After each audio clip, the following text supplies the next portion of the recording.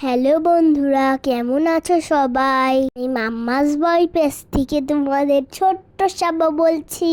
এটা আবার অষ্টমীর দিনের পূজার ব্লগ।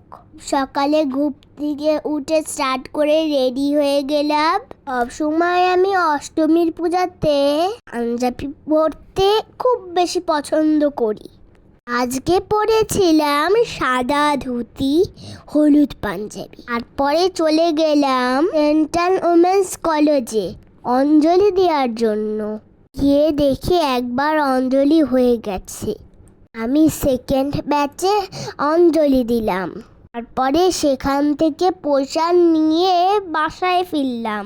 একটু রেস্ট দিয়ে আবার বিকালে বের হয়ে পড়লাম ঘোরাঘুরির জন্য। প্রথমে চলে গেলাম শ্রী শ্রী লক্ষ্মীনারায়ণ জিউ ঠাকুর মন্দিরে। এই মন্দিরটি মতিঝিলে। মন্দিরটা বেশ ফাঁকাই ছিল।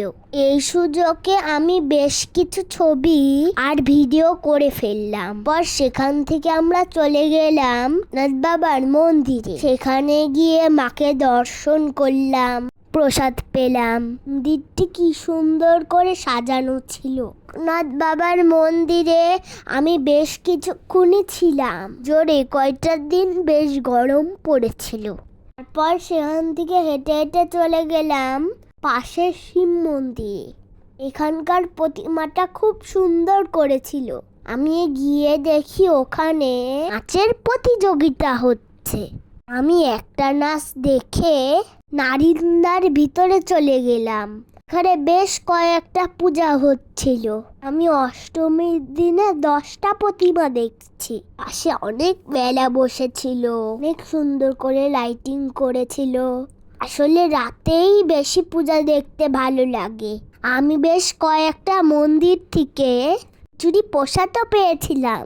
নারিন্দার সব পূজা দেখা শেষ করে আমি চলে গেলাম ওয়ারির পূজাটা দেখতে। ওয়ারির লাইটিংটা খুবই চমৎকার হয়েছিল। মণ্ডপটাতে বরাবরই বেশ সুন্দরভাবে লাইটিং করে। যেই সময় এখানে গিয়েছিলাম এই সময়টায় সন্ধ্যারতি হচ্ছিল। ঢাকের বাজনা বাজছিল। দেখো আমি বাবার কাঁধে উঠে নাচানাচি শুরু করে দিচ্ছি। ওয়ারির পূজা দেখা শেষ করে আমি বাসায় চলে গিয়েছিলাম। আজকে সকালের এই হলুদ পাঞ্জাবিটা ঠাম্মা গিফট করেছে।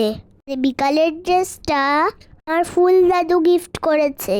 অষ্টমীর দিনটা বেশ আমার ভালোই কেটেছে। আমাদের কার কেমন পূজা হয়েছে জানাবে কিন্তু। আজকের মতো এই পর্যন্তই। ভালো থেকো সবাই, টাটা, বাই বাই।